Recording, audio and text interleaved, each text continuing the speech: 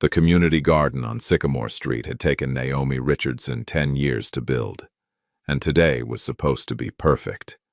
Her wedding day, surrounded by people who'd fought alongside her to transform their neighborhood. But as the ceremony was about to begin, sirens cut through the celebration, and Naomi watched her neighbor Evelyn Carter step forward with a smile that promised destruction. What Evelyn didn't know as the police cars pulled up and cameras started recording was that the quiet groom standing calmly beside his bride wasn't just Daniel Matthews, the man who avoided the spotlight. He was someone whose position would turn this disrupted wedding into a reckoning that had been 30 years in the making. Just before we get back to it, I'd love to know where you're watching from today, and if you're enjoying these stories, make sure you're subscribed. The morning sun filtered through the leaves of the newly planted oak trees, casting dancing shadows across the freshly laid stone pathways. The community garden had been transformed overnight. What was once an abandoned lot filled with broken bottles and forgotten memories now bloomed with possibility. Naomi Richardson stood at the edge of the garden, her hands trembling slightly as she adjusted the simple wildflower crown in her hair. "You okay, baby?" her mother asked, smoothing down the back of Naomi's cream-colored dress.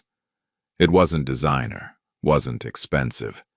She'd found it at a small boutique run by Mrs. Patterson, who'd given her a discount because Naomi had helped her granddaughter get into college 3 years ago. "I'm perfect, Mama," Naomi whispered, and she meant it. This garden represented everything she'd fought for over the past decade. Every petition signed, every city council meeting attended, every volunteer weekend spent pulling weeds and planting hope. The neighborhood had told her it was impossible.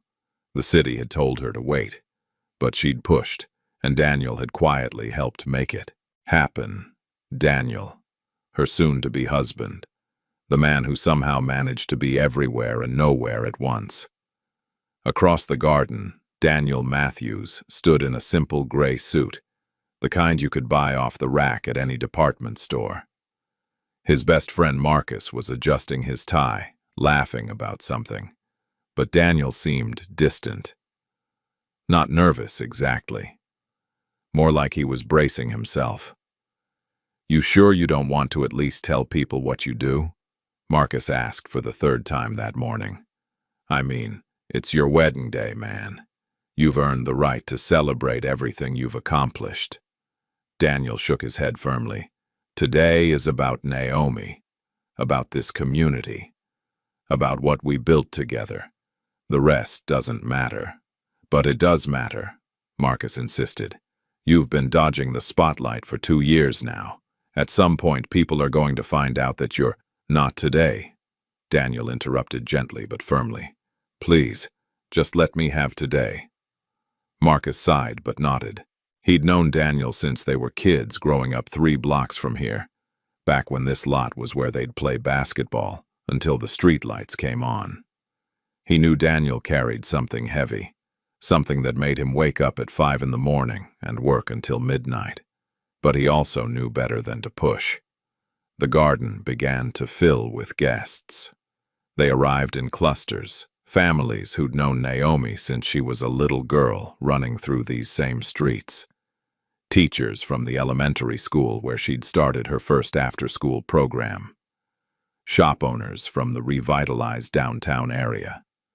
Teenagers she'd mentored, now in college, now believing in futures they'd once thought impossible. Mrs. Chen, no, Naomi had asked for white American names. Mrs. Helen Winters, the elderly white woman who ran the community center, embraced Naomi's mother warmly. "Your daughter saved this neighborhood," she said, her voice thick with emotion. "When they wanted to tear down the center and put up luxury condos, she fought for us. She fought for everyone. She learned it from watching people give up," Naomi's mother replied quietly. She decided she'd be different. The decorations were simple but meaningful. Mason jars filled with wildflowers hung from shepherd's hooks. White chairs, borrowed from the Baptist church, formed neat rows on either side of a gravel aisle. A small string quartet, music students from the local college, practiced softly in the corner. Everything was volunteer, community-driven, built from love rather than money. Daniel walked through the crowd, shaking hands, offering quiet thanks.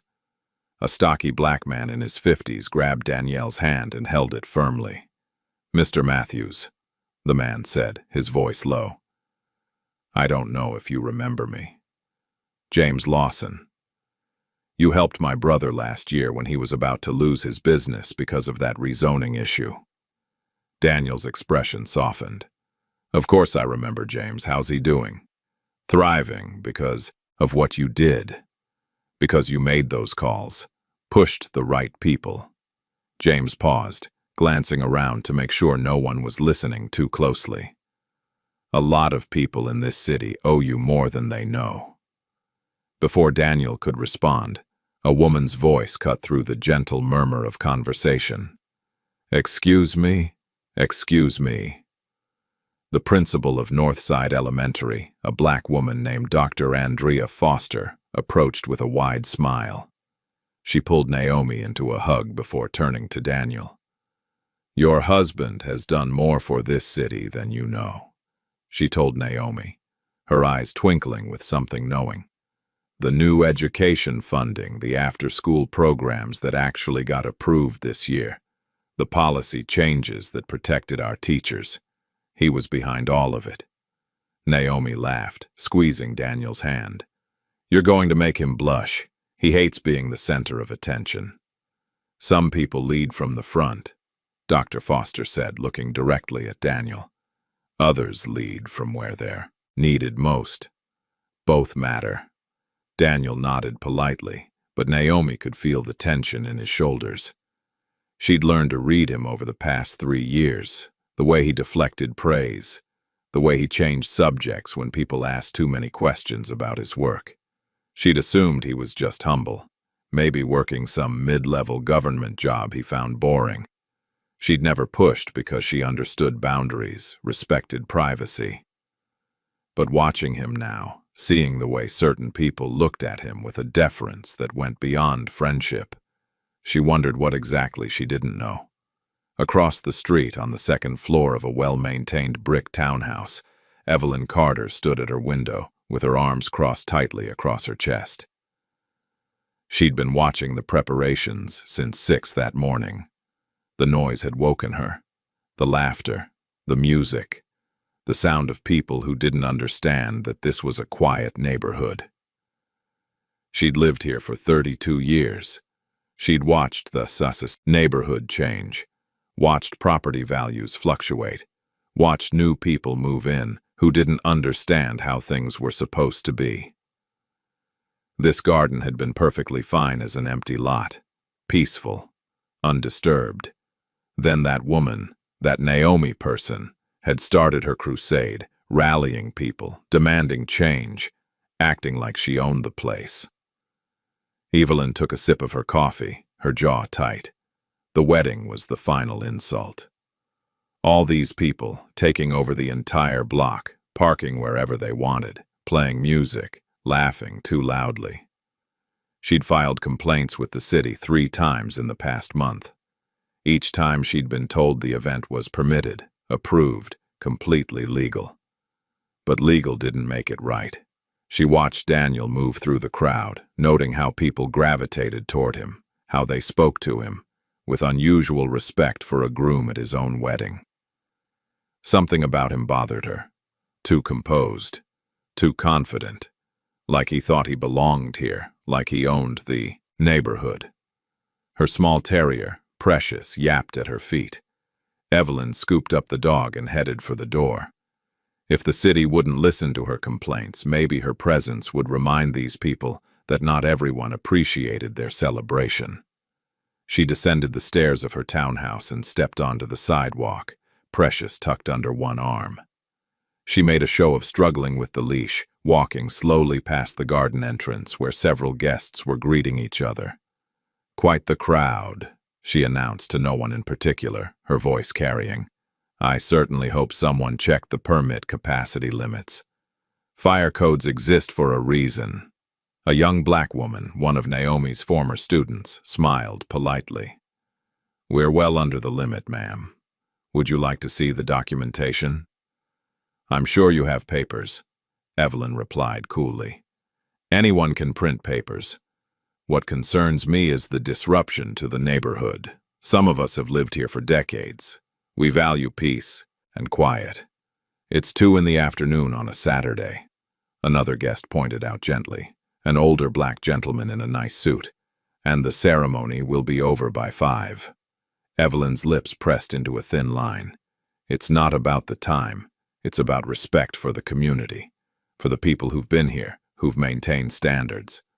The tension rippled outward. Several guests exchanged glances. Naomi's mother, standing near the entrance, felt her stomach tighten. She'd seen this before. The coded language, the emphasis on standards and the way things are supposed to be. She started to move forward, but someone touched her arm. "Let me," Daniel said quietly, appearing beside her. He approached Evelyn with the same calm demeanor he'd carried all morning. "Good afternoon. I'm Daniel, the groom.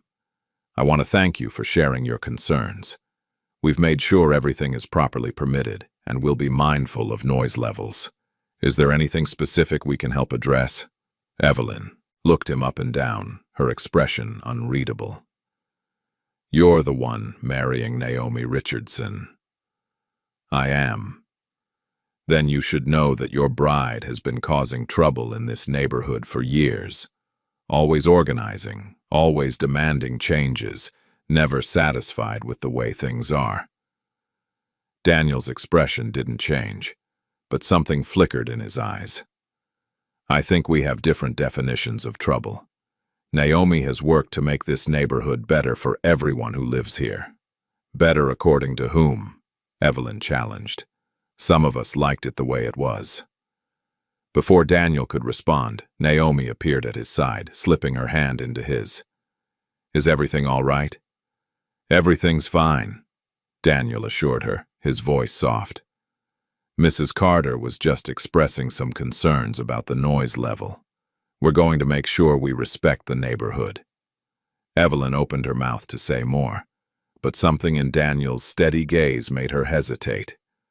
She wasn't used to being looked at like that, not with anger, but with a kind of patient awareness that made her uncomfortable. "Just keep it down," she muttered, turning away with Precious. "Some of us have to live here after you're done with your party." As she walked back toward her house, she heard the music start up again, heard the laughter resume. Her hands clenched. Back inside, she paced her living room, Precious watching her from the couch. She'd documented everything over the past months. Photographs of cars parked on her street, videos of volunteers working in the garden, their voices carrying, records of every complaint she'd filed. The city had ignored her. The neighborhood association had sided with them. Even her calls to the zoning office had gone nowhere. But there was one number that always worked. One call that would be taken seriously. She pulled out her phone and dialed 911. "Yes, I need to report a suspicious gathering," she said, her voice carefully calibrated to sound frightened. "There's a large group of people at the community garden on Sycamore Street. I don't recognize most of them. They're blocking access to the street and I feel unsafe. There's no visible security and I'm concerned about what's happening." The dispatcher asked for details. Evelyn provided them, emphasizing the crowd size, the unfamiliar faces, the lack of visible organization. She used words like threatening and concerning and unpermitted, even though she knew it was permitted. The truth didn't matter. What mattered was the response. "Officers will be dispatched to check on the situation," the dispatcher assured her. Evelyn ended the call and returned to her window, satisfaction settling over her like a warm blanket. Let them have their wedding. Let them think they'd won. In a few minutes, they'd understand that this neighborhood still had rules, still had people who enforced order. In the garden, Naomi stood beside her bridesmaids, laughing at a story about the time she'd accidentally locked herself in the community center supply closet during a fundraiser. The sky was perfect, cloudless and blue. The string quartet shifted into a gentle prelude. Guests found their seats, programs rustling, phone cameras ready. Daniel stood at the altar, Marcus beside him, both of them looking down the aisle where Naomi would soon walk. For a moment, everything felt suspended in perfect peace. Then, distant but growing closer, came the unmistakable wail of sirens. Several guests looked up, confused. The music faltered slightly. Naomi's mother grabbed her sister's hand, fear flashing across her face. Daniel's entire body went rigid. It wasn't fear exactly. It was recognition. The expression of someone who'd been expecting something terrible and had just heard it arrive. Naomi was halfway down the aisle when she noticed Daniel's face. She stopped, bouquet trembling in her hands. "Is something wrong?" she whispered. He met her eyes, and in that moment, she saw something she'd never seen before. Not panic, not anger, something harder to name. Resignation, maybe, or preparation. "No," he said softly, reaching for her hand. "Just stay with me. Whatever happens, stay with me." The sirens grew louder. 2 police cruisers pulled up at the edge of the garden, their lights flashing. Conversations died like candles, snuffed out. Phones slowly rose, recording. Children pressed closer to their parents. Naomi felt her chest tighten. This was supposed to be the happiest day of her life. This garden was supposed to be safe, approved, legal. They'd done everything right. From her window across the street, Evelyn Carter watched the police arrive, a small smile playing at the corners of her mouth. Finally, someone was paying attention. Finally, order would be restored. 2 officers stepped out of their vehicles, their expressions professionally neutral. They approached the wedding coordinator, a volunteer named Lisa, who'd been managing the guest book. "Afternoon," the taller officer said, his hand resting casually near his belt. "We received a call about a large gathering. Can you tell me who's in charge here?" Lisa's voice shook slightly. "This is a wedding. We have all the proper permits. Everything was approved by the city." "I'm sure it was, ma'am. We just need to verify some information. How many people are attending?" "About 80, Lisa answered. "Well under the garden's capacity limit." The second officer looked around, taking in the diverse crowd, the decorations, the obvious celebration. "Anyone blocking access to the street or creating a safety hazard?" "No, sir. Everyone's been very respectful." Before the conversation could continue, Evelyn Carter marched across the street, Precious still under her arm. Several guests recognized her immediately, their expressions hardening. "Officers, I'm the one who called," Evelyn announced, her voice loud enough to carry. "I'm Evelyn Carter. I live right there." She pointed to her townhouse. "This gathering has been disruptive all morning. I don't recognize half these people. This doesn't look properly organized to me." Naomi stepped forward, her mother trying to hold her back. "We reserved this garden 6 months ago. We have approval from the Parks Department, the City Events Office, and the Neighborhood Council. I can show you the documentation right now." "Anyone can print papers," Evelyn repeated, her eyes scanning the crowd with barely concealed disdain. "What matters is whether this is actually legal and safe."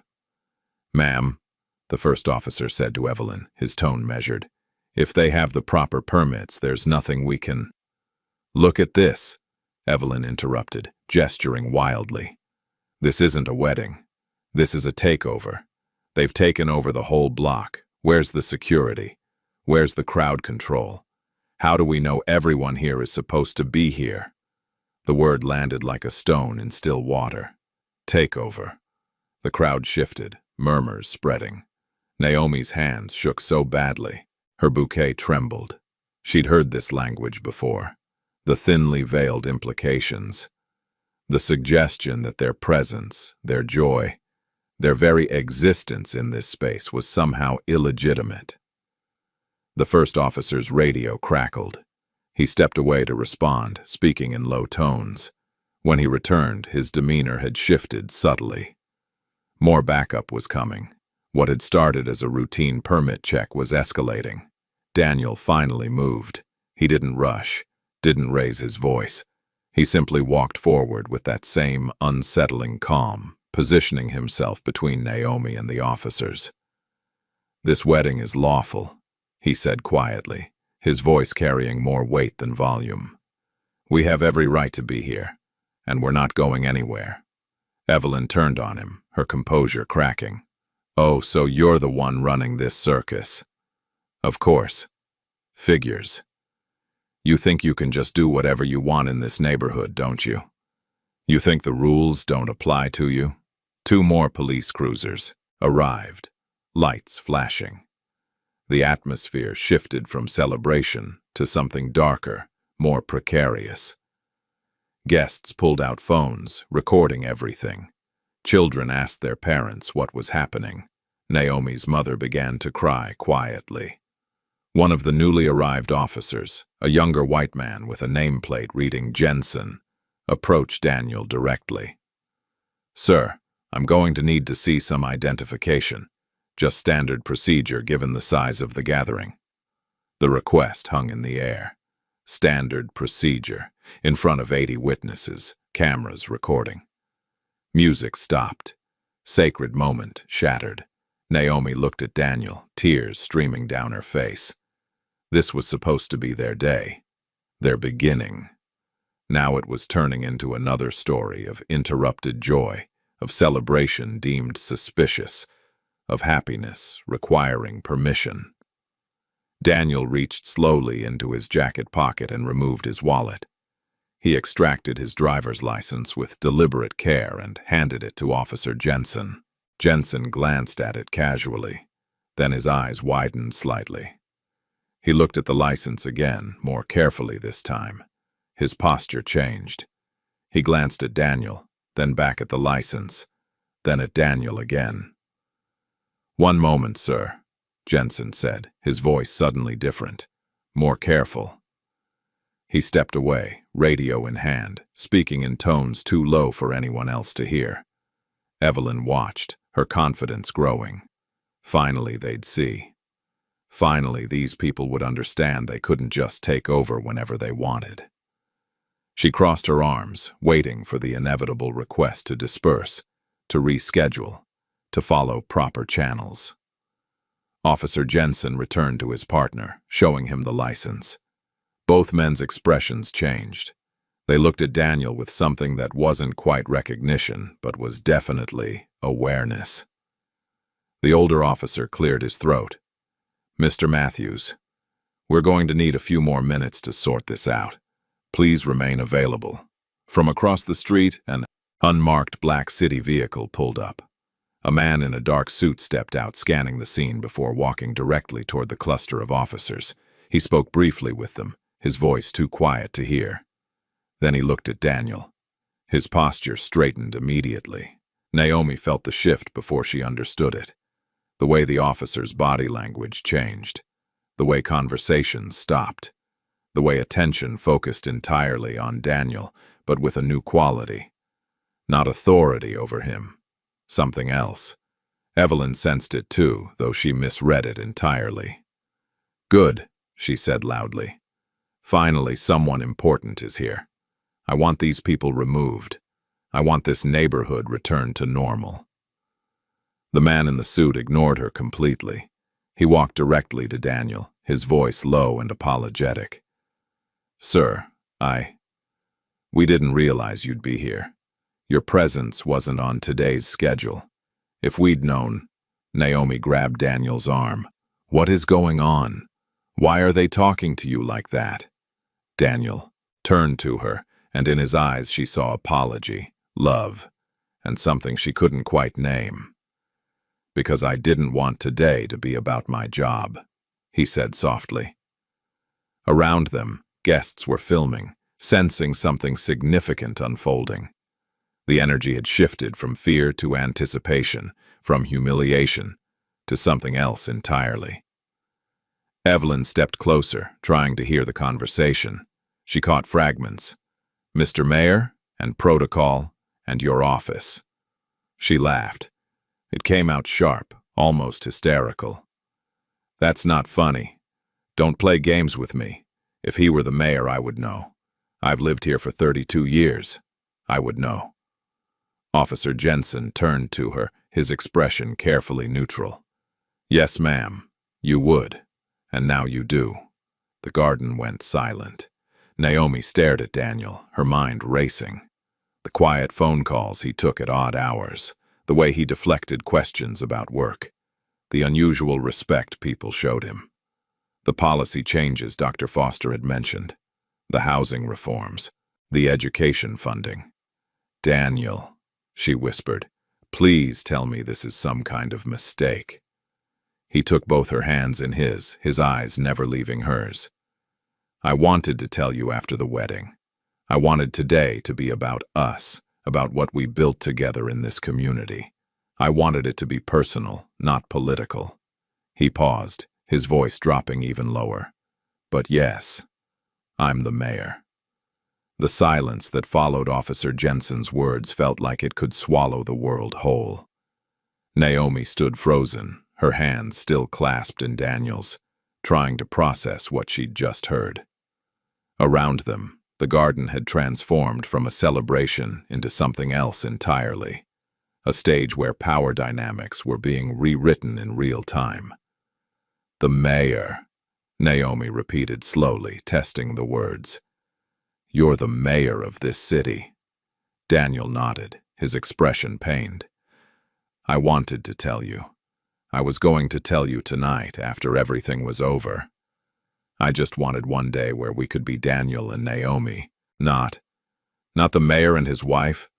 Naomi's voice cracked. She wasn't angry, not exactly, but hurt bloomed in her chest, spreading through her ribs like ink in water. "How long?" 2 years. I was elected 2 years ago." 2 years? Her voice rose slightly. "We've been together for 3 years, Daniel. You were campaigning when we met?" "I was. And I kept it separate because I needed something real. Something that wasn't about politics or power or what I could do for someone." His grip on her hands tightened. "You saw me, just me, not the position." Before Naomi could respond, the man in the suit cleared his throat gently. "Sir, I apologize for the interruption, but we need to address the situation." The officers were responding to a complaint, and now that we've clarified your presence, we need to determine how to proceed. Daniel turned to face the suited man. His name was Robert Fitzgerald, and he served as the city's deputy chief of staff. "What's the protocol here, Robert?" "Technically, sir, this is your private event." The officers responded to what they believed was a legitimate concern about public safety. Now that we've established there's no issue, they can clear the scene. Robert glanced at Evelyn, who stood nearby, her face cycling through confusion, denial, and dawning horror. "However, given the nature of the complaint and who made it, there may be additional considerations." Evelyn found her voice, though it came out strangled. "This is absurd. This is some kind of trick. I know every elected official in this city, and I've never seen him at a single council meeting, never seen him at community events. That's because I prefer working to performing," Daniel said quietly, finally turning to face her. "And I tend to remember the people I meet. But I don't recall ever seeing you at City Hall, Mrs. Carter, not once in 2 years. I've lived in this neighborhood for 32 years. Evelyn shot back, her voice gaining strength as she tried to regain control. "I've contributed to this community in ways you couldn't possibly understand. I've maintained standards." "What standards?" The question came from Naomi's mother, who stepped forward with a fury that made several people take a step back. "The standard of calling the police on a black wedding? The standard of trying to ruin my daughter's happiest day because you don't like seeing joy in your neighborhood?" "Mrs. Richardson," Daniel said gently, But Naomi's mother wasn't finished. No, no, Daniel. You might be the mayor, but this woman just tried to weaponize the police against my child. Against all these people who've done nothing but try to make this neighborhood better. And you want to talk about standards?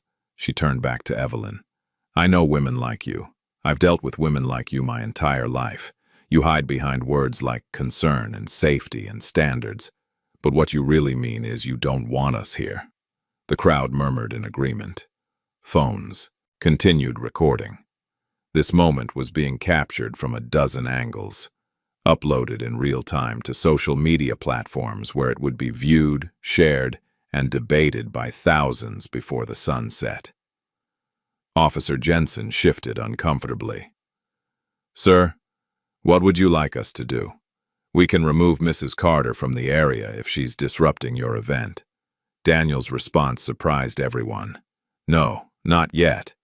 Evelyn's head snapped toward him, her eyes wide. The refusal to have her removed was somehow more terrifying than any threat could have been. I think, Daniel continued, his voice still that same unsettling calm. We need to have a conversation, not as mayor and resident, not as bride and groom and neighbor, as people who share this community. He gestured toward the chairs. Mrs. Carter, would you sit, please?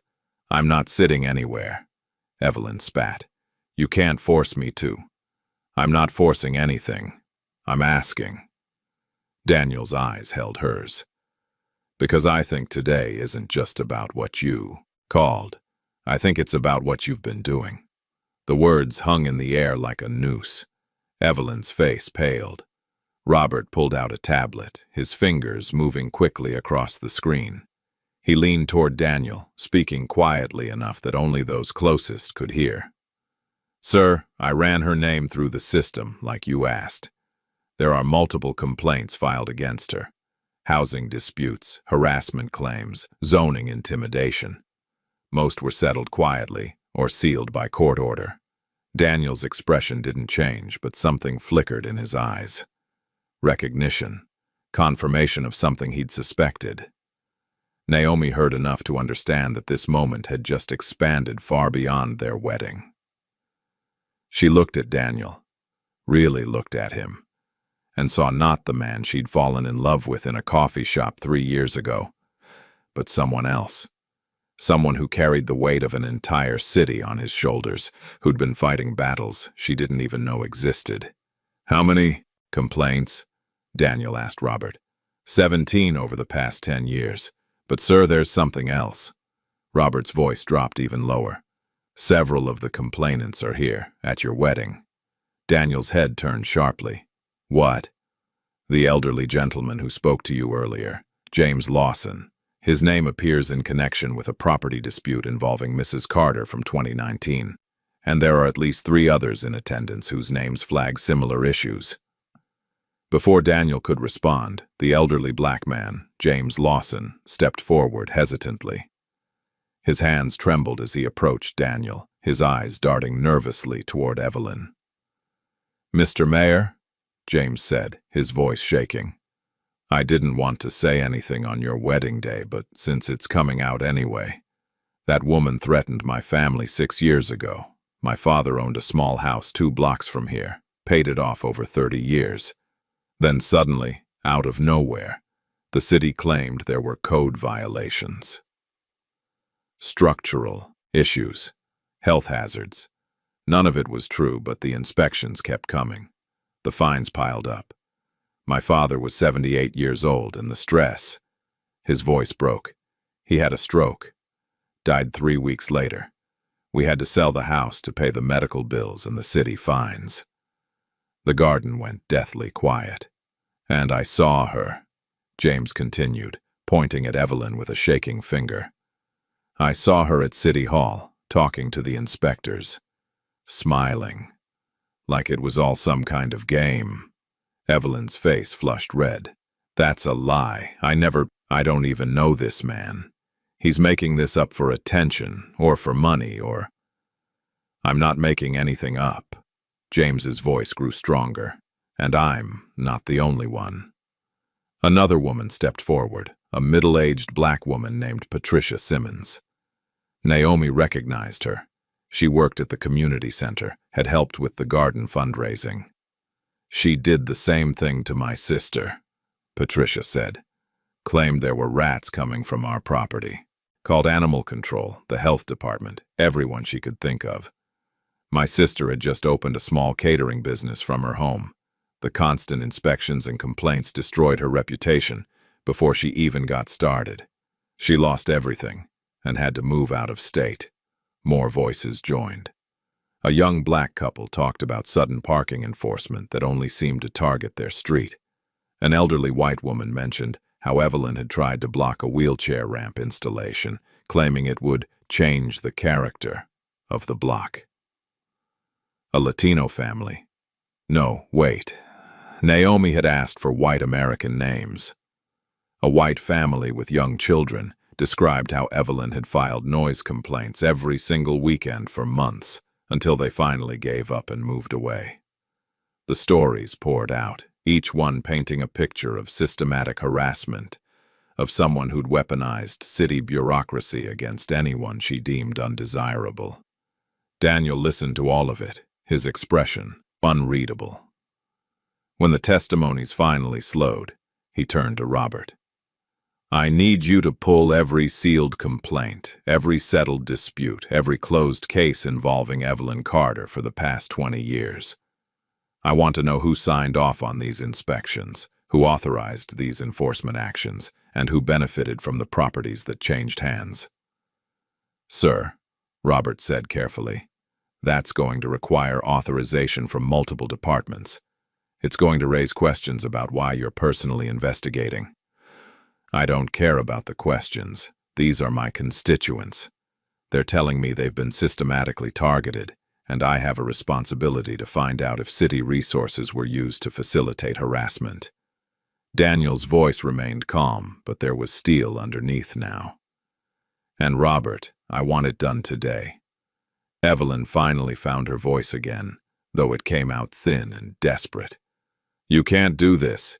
You're supposed to be impartial. You're supposed to serve everyone in this city, not just them. What about my rights? What about my concerns?" "Your concerns were addressed the moment the officers verified our permits," Daniel replied. "But your pattern of behavior? That's something different entirely. That's something I can't ignore, regardless of whose wedding day it is."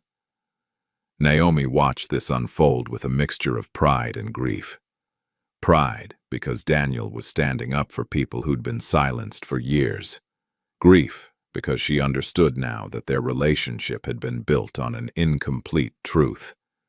He'd shared his heart but hidden his power, and she couldn't quite reconcile the two. Marcus, Daniel's best friend, approached quietly and put a hand on his shoulder. "Man, I know you want to handle this, but maybe we should get you and Naomi somewhere private. Let the authorities deal with Mrs. Carter." "The authorities didn't deal with her for 20 years, Daniel said softly. "That's the problem." A new voice cut through the tension. "Excuse me. Pardon me, coming through." A black woman in her 60s pushed through the crowd, her face flushed with urgency. She wore a church dress and sensible shoes, and she moved with the determination of someone who'd made a difficult decision and wouldn't be deterred. "My name is Dorothy Williams," she announced to anyone who would listen. "I live 3 blocks from here. I just heard on Facebook what was happening, and I had to come. I had to tell someone." She looked directly at Daniel. "That woman, Evelyn Carter, she forced my husband out of our home 8 years ago. We'd lived there for 23 years, raised our children there. Then suddenly, we were hit with violation after violation. The basement was supposedly unsafe. The electrical work was supposedly illegal. The property lines were supposedly encroached. Every inspection found something new." Dorothy's voice shook with emotion. "My husband, Leonard, he tried to fight it. He went to every city office, filed every appeal. But the fines kept growing, and the stress kept building, and one day he just He couldn't take it anymore. He had a heart attack. Survived, thank God. But he was never the same. We lost the house. Lost our savings paying for his care. And I saw her at the city auctions. Evelyn Carter. She was there when our house was sold. Smiling. The accusation landed like a bomb. Evelyn stumbled backward, shaking her head violently. No, that's not. I attend public auctions. That's my right. That doesn't mean I had anything to do with. Who bought the house, Mrs. Williams? Daniel asked quietly. Some company. I can't remember the name. Something about neighborhood improvement or community investment. Lots of fancy words. But the address on the paperwork, I remembered it because it seemed wrong. The address was the same as hers. Dorothy pointed at Evelyn. Same street address, same unit number. Robert was already typing furiously on his tablet. Sir, I'm pulling property records now. If there's a shell company registered to her address, it'll show up in the county database.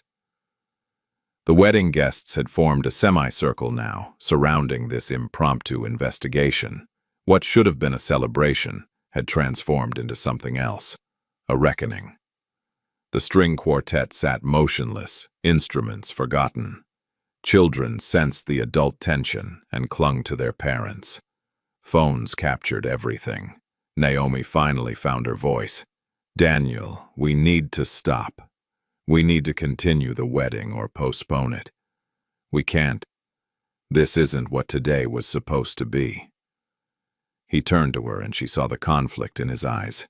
I know. I'm sorry. I'm so sorry, Naomi. But these people have been carrying these stories for years and nobody listened. If I don't listen now, if I walk away because it's inconvenient, then what kind of mayor am I? What kind of man am I? You're the man I was supposed to marry, Naomi said, tears streaming down her face. And now, don't even know if I really know you. The words cut deeper than any political attack could have.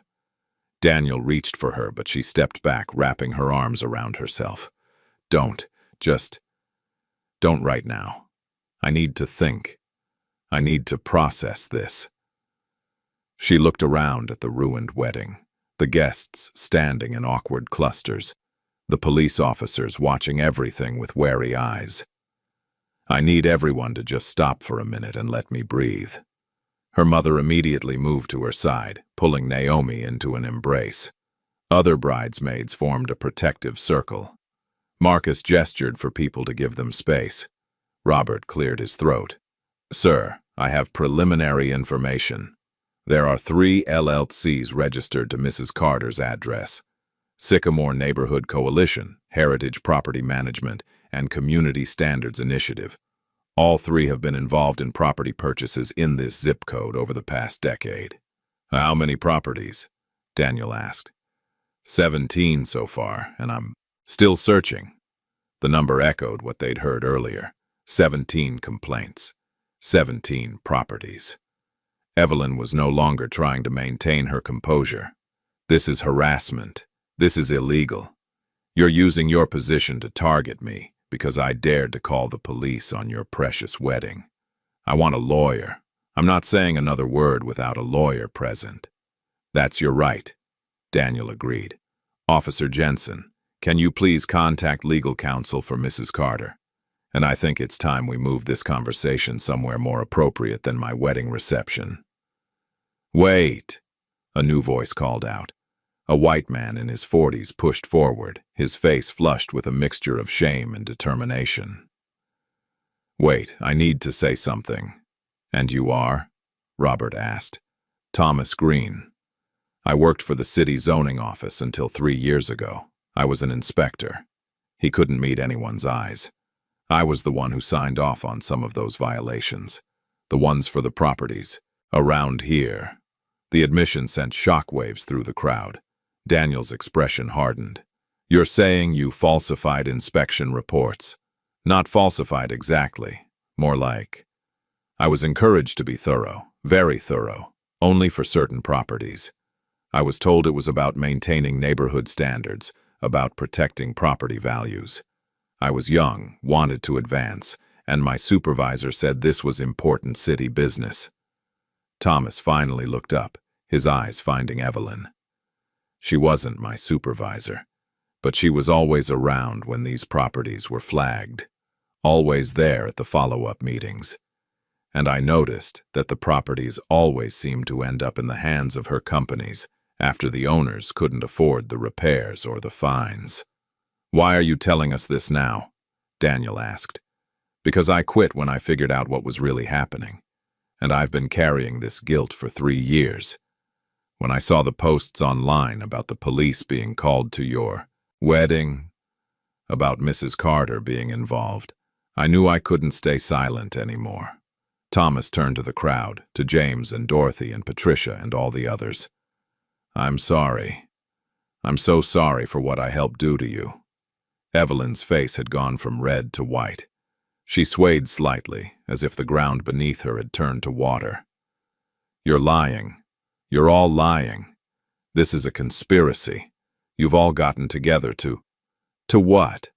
Dorothy interrupted, her voice ringing with righteous anger. "To ruin our own lives, to lose our homes, to watch our family members die from stress. You think we planned this?" "I think," Evelyn hissed, desperation making her reckless, "that he's the mayor and you all want something from him. Money, probably, or housing, or whatever handouts he's been promising to buy votes." The accusation was so offensive, so fundamentally disconnected from reality, that several guests actually gasped. Even Officer Jensen looked uncomfortable. Daniel's response was quiet, which made it all the more devastating. "Mrs. Carter, I've been mayor for 2 years. These complaints against you go back 20 years. That's 18 years before I even considered running for office. Your pattern of behavior has nothing to do with me. But my response to it? That has everything to do with who I am and what I was elected to do." He turned to Robert. "I want a full investigation. Pull in the city attorney's office, the inspector general, and external auditors if necessary. I want to know if city employees were complicit in what looks like systemic property fraud. I want to know if any elected officials were involved or benefited. And I want every victim offered a chance to pursue legal remedies with the city's full cooperation." "Sir, this is going to create significant political complications," Robert warned. "There will be questions about motivations, about why this is happening now, about whether you're retaliating because of the wedding incident." "Let them ask," Daniel said firmly. "I'll answer every single question. But these people deserve justice even if it's delayed. Especially because it's delayed." Naomi listened to all of this while wrapped in her mother's arms. She watched Daniel, her fiancé, the mayor, this man she thought she knew, take command of a situation that would have broken most people. He wasn't grandstanding. He wasn't performing. He was simply doing what he believed was right, regardless of the personal cost. And that's when she realized something fundamental. She did know him. The Daniel who brought her coffee every morning, who spent weekends volunteering at the community center, who'd quietly helped dozens of people without ever asking for recognition. That was the real Daniel. The mayor title was just a tool he used to do more of what he'd always done. But that didn't mean the deception didn't hurt. She pulled away from her mother and walked to the center of the garden, where Daniel stood surrounded by city officials, police officers, and witnesses to 20 years of injustice. She didn't touch him, didn't say anything at first. She just stood there until he noticed her presence and turned to face her. "I understand why you didn't tell me," Naomi said softly, so only he could hear. "I understand wanting something in your life that wasn't about power or politics. I understand needing to be seen as Daniel, not as the mayor. But you should have trusted me. You should have known I'd love you either way."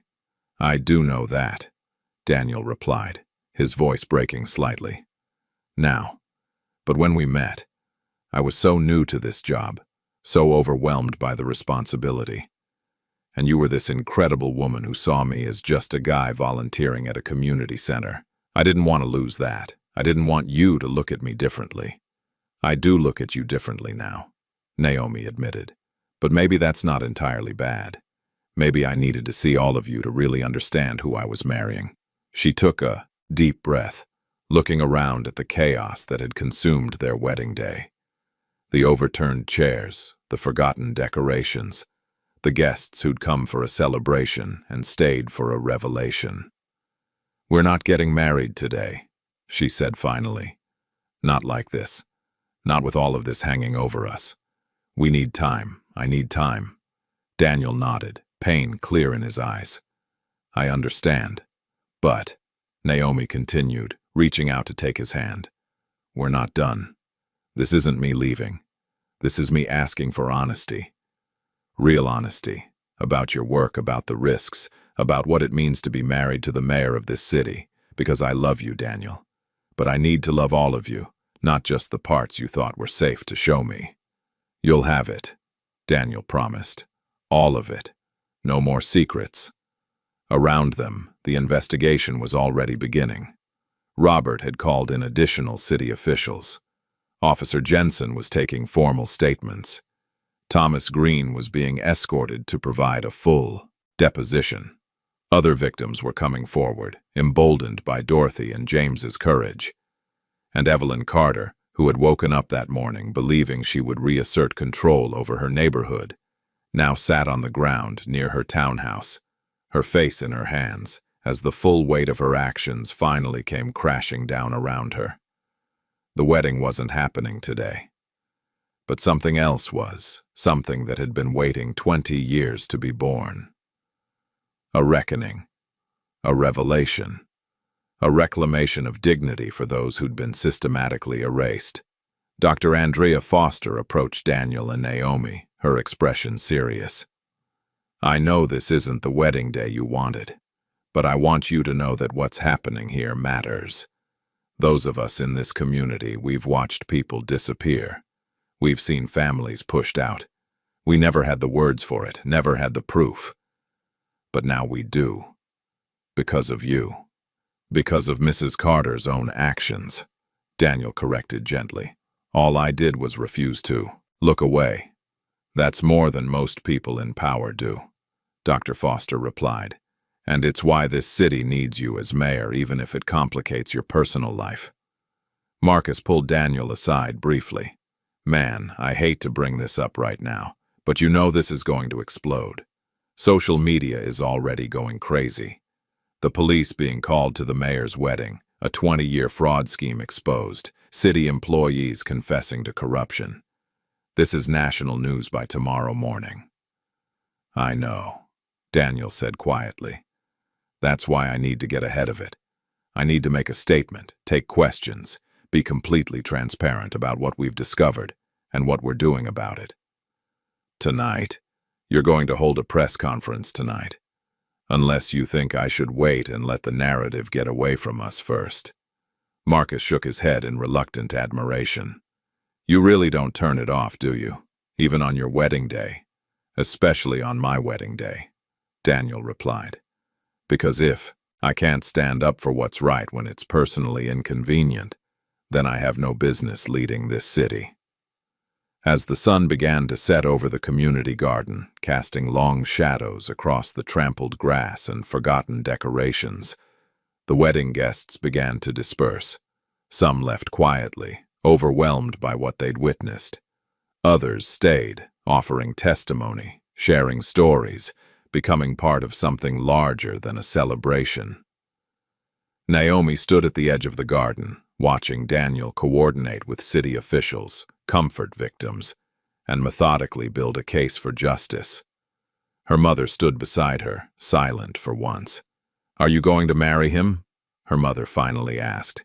"Yes," Naomi answered without hesitation, "but not until I know exactly what I'm saying yes to. Not until he understands that marriage means partnership, not protection. Not until we can build something together that's honest from the foundation up." "That's wise," her mother said, "and for what it's worth, I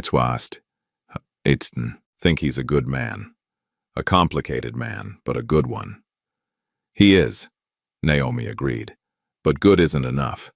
We need to be better than good. We need to be real. As darkness fell and the string lights in the garden flickered on, someone had remembered to plug them in despite everything. Naomi made a decision. She walked to the center of the garden and raised her voice. "Can I have everyone's attention?" The conversations quieted. Faces turned toward her. "This wasn't the wedding I planned," Naomi said, her voice steady despite the tears on her cheeks. "But I think it might have been the wedding we needed. Because today, in this garden that represents what we can build together, we learned something important. We learned that silence protects oppressors and speaking up protects communities. We learned that justice delayed doesn't have to mean justice denied. And we learned that love, real love, means standing up for each other even when it's hard, even when it ruins your carefully made plans." She found Daniel in the crowd. "I'm not marrying you today, but I am standing with you. Because what you're doing matters. These people matter. And any marriage we build needs to be strong enough to handle truth, even when truth is complicated." The crowd began to applaud, quietly at first, then louder. It wasn't the celebration they'd planned, but it was the one they'd earned. Daniel crossed the garden to Naomi, and this time when he took her hands, there were no secrets between them. Just two people choosing each other with eyes wide open, ready to build something real. "I love you," he said simply. "I love you too," she replied. "Mayor or not, today or tomorrow, I love you." And somewhere in the background, as police officers led a shaken Evelyn Carter toward an unmarked car for further questioning, the community garden stood witness to a different kind of union. The union of truth and justice, of pain acknowledged and dignity restored. The wedding would happen, eventually. But first, there was work to do. The evening air had turned cool by the time Officer Jensen received another radio call. He'd been standing near the garden entrance, watching the organized chaos of witness statements and evidence collection, when his radio crackled to life. His expression shifted from professional neutrality to something sharper as he listened. Daniel noticed the change immediately. 2 years as mayor had taught him to read body language, to sense when information was about to shift the ground beneath his feet. He excused himself from the conversation with Robert and approached the officer. "What is it?" Daniel asked quietly. Jensen hesitated, glancing around at the crowd. "Sir, there's a woman at the perimeter. She says she recognizes Mrs. Carter from the news coverage that's already going out. She's very insistent about speaking with you. Says Carter is the same person who forced her father out of his home 15 years ago. Daniel's jaw tightened. 15 years ago. Before the shell companies Robert had uncovered. Before Thomas Green had started working at the zoning office. This pattern went back even further than they'd realized. "Bring her in," Daniel said. "And Jensen, we're going to need more officers for crowd control. I think this is about to get bigger." The woman who approached was white, in her mid-40s, with tired eyes that had seen too much disappointment. She wore scrubs under a light jacket, a nurse or medical professional coming off a shift. Her hands trembled as she clutched her phone, which displayed a news article about the disrupted wedding. "Mr. Mayor," she said, her voice shaking, "my name is Sarah Mitchell. I live on the other side of the city now, but I grew up 3 blocks from here. I saw the live streams, saw her face, and I had to come. I had to tell someone what she did to my family." Naomi had been talking with her bridesmaids, trying to process the decision to postpone the wedding, but Sarah's raw emotion drew her over. She stood beside Daniel, instinctively taking his hand. "What happened to your family, Miss Mitchell?" Daniel asked gently. "My father owned a small repair shop on Maple Street. He'd been there for 30 years, fixed everything from radios to refrigerators. Everybody knew him." But then she moved onto the block. Sarah pointed at Evelyn, who was sitting in the back of a police car now, her face blank with shock. "Within 6 months, we started getting complaints. Noise violations, even though we'd never been louder than before. Then came the environmental complaints. Someone claimed we were disposing of hazardous materials illegally. We weren't. We followed every regulation, but the inspections kept coming, and each one found something new to cite. "Did your father fight it?" Naomi asked softly. Sarah's face crumpled. "He tried. God, he tried so hard. He hired a lawyer he couldn't afford, filed appeals, showed up to every hearing. But the fines kept accumulating and the stress." She took a shuddering breath. "He had a massive stroke in the middle of one of those hearings. He was only 56 years old. The stroke left him partially paralyzed. He couldn't work anymore, couldn't fight anymore. We had to sell the shop to pay for his medical care and the city fines." "I'm so sorry," Daniel said, and the words felt inadequate. The shop sold at auction for a fraction of what it was worth. And 6 months later, it reopened as an upscale boutique. I looked into it once, years later, when I was feeling angry and couldn't sleep. The company that bought it, same address as hers. Sarah's voice hardened. She destroyed my father's life, took his livelihood, and probably made money doing it. And nobody stopped her. Nobody even looked twice. Robert had been listening, his tablet out, fingers flying across the screen. "Ms. Mitchell, do you remember the name of the company that purchased your father's shop?" "Heritage Property Management," Sarah replied immediately. "I'll never forget it." Robert looked at Daniel. "That's one of the 3 LLCs registered to Carter's address. Sir, if this goes back 15 years, we need to expand the investigation timeline significantly." Daniel nodded slowly, his mind already working through the implications. 15 years of systematic harassment. How many families had been destroyed? How many lives had been upended while city officials looked the other way or actively participated? Before he could respond, another voice called out from the growing crowd. "I know about her too." An elderly black man pushed forward, leaning heavily on a cane. He had to be in his 80s, his face weathered but his eyes sharp with memory. "My name is Walter Briggs," he announced, "and that woman has been running this scheme since before most of you were born. I'm talking 25, maybe 30 years. Back then, she used different methods, but the goal was always the same. Push out the people she didn't want, buy up the property cheap, wait for the neighborhood to gentrify, then sell high or rent higher." "Mr. Briggs," Daniel said, moving toward the elderly man, "are you saying you have direct knowledge of Mrs. Carter's activities going back 30 years? "Direct knowledge?" Walter laughed bitterly. "Son, I was her first target. 1997. I owned a barbershop on this very block. Been cutting hair there since 1972. Raised 3 kids on the money I made in that shop. Then she bought the building next door and everything changed. Suddenly my lease wasn't being renewed. Suddenly there were structural concerns about my space. Suddenly the landlord wanted me out so he could renovate for a new tenant, one she'd already lined up, one who'd pay triple the rent." "What happened to your shop?" Naomi asked. "Gone. Just gone. I tried to find another location, but every place I looked at, the landlord suddenly got cold feet. Later, I heard rumors that she'd been spreading stories about me, about my business, making sure nobody would rent to me." Walter's hands tightened on his cane. "I lost everything. Had to work retail jobs in my 60s just to make ends meet. And you know what the worst part was?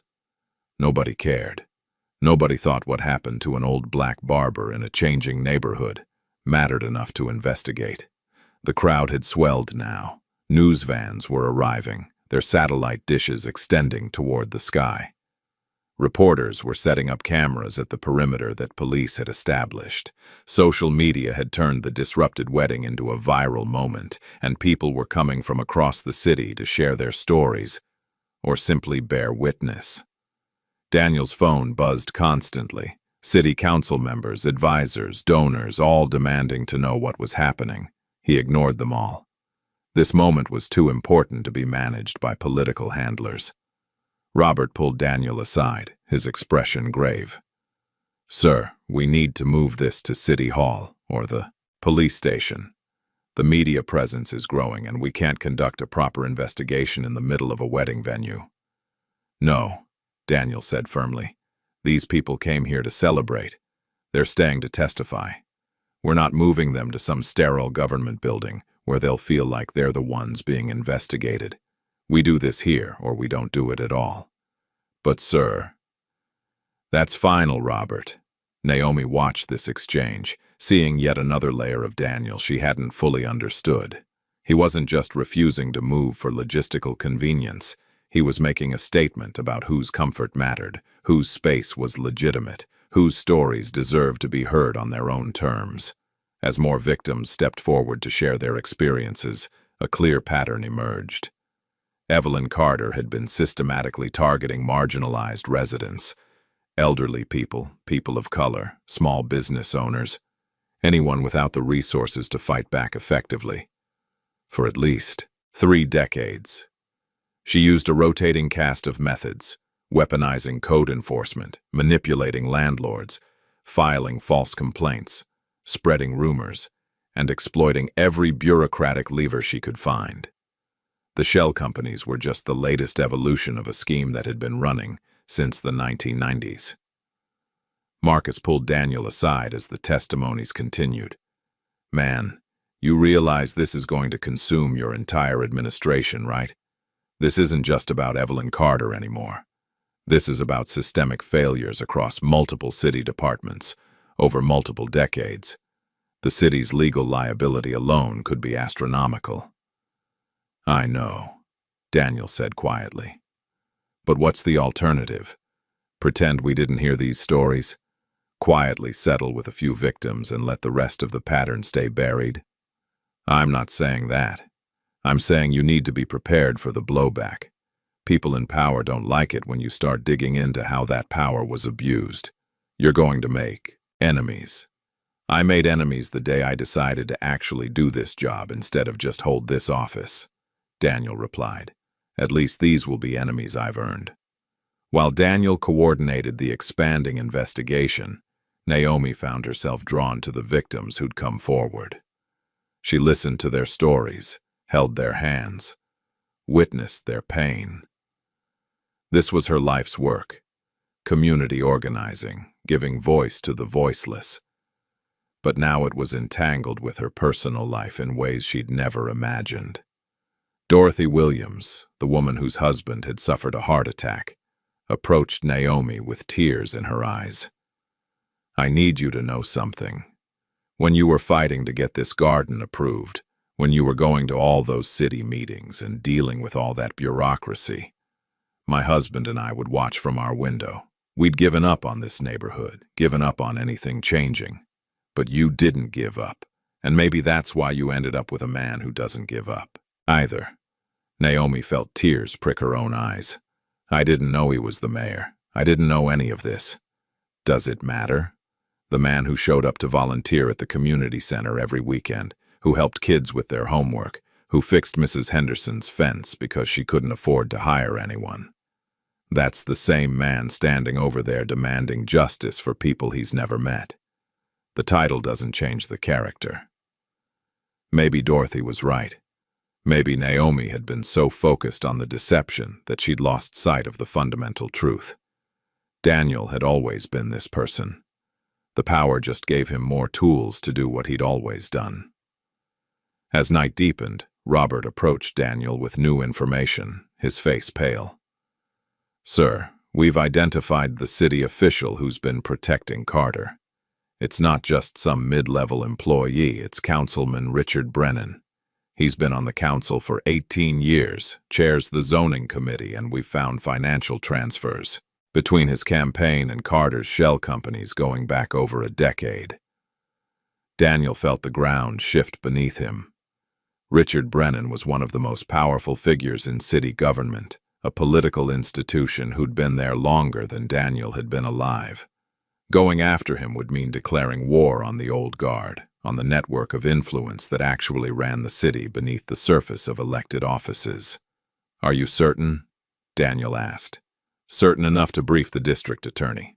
We've got bank records, email trails, and testimony from Thomas Green specifically naming Brennan as the official who pressured him to be thorough with certain inspections.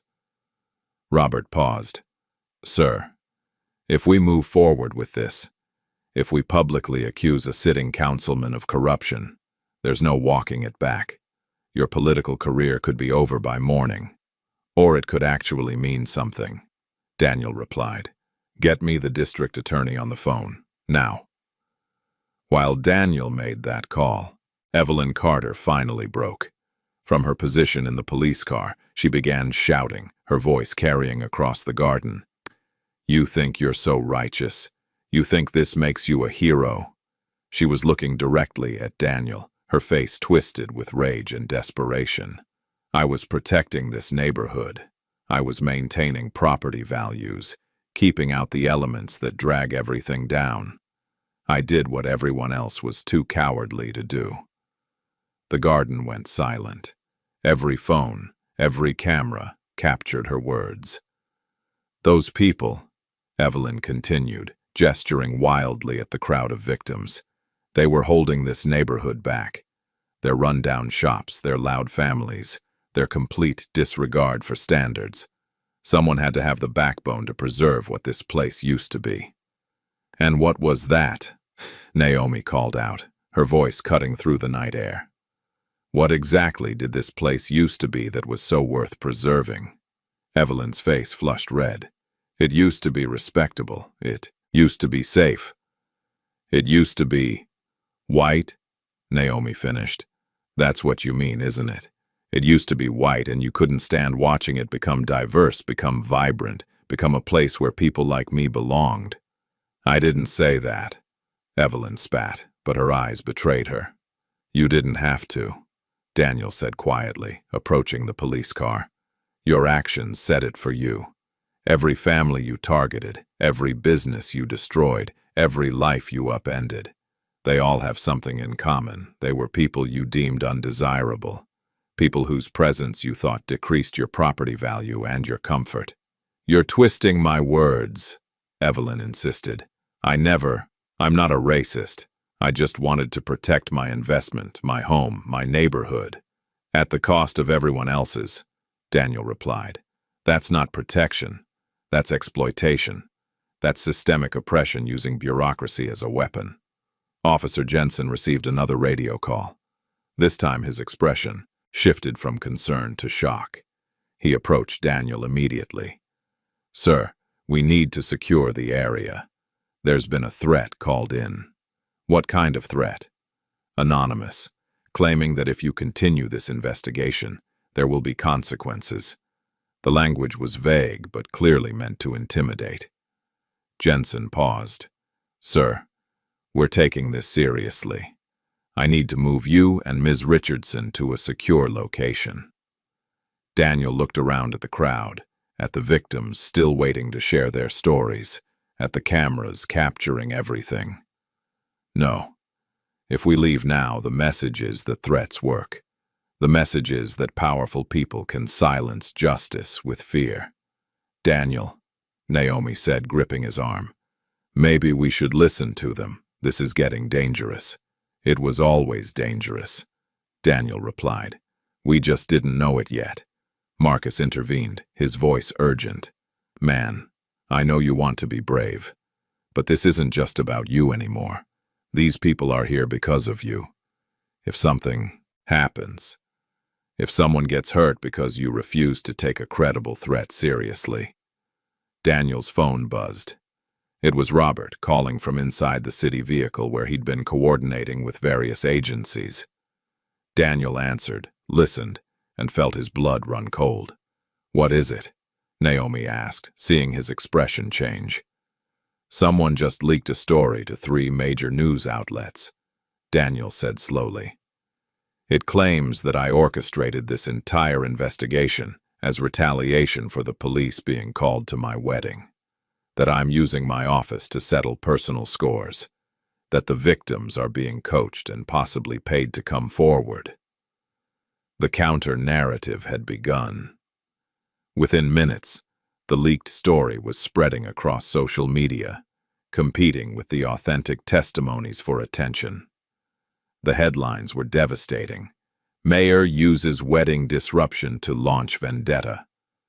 Questions arise about coordinated attack on local resident. Political motivations behind corruption. Claims. Daniel's phone exploded with calls from city council members, now openly hostile.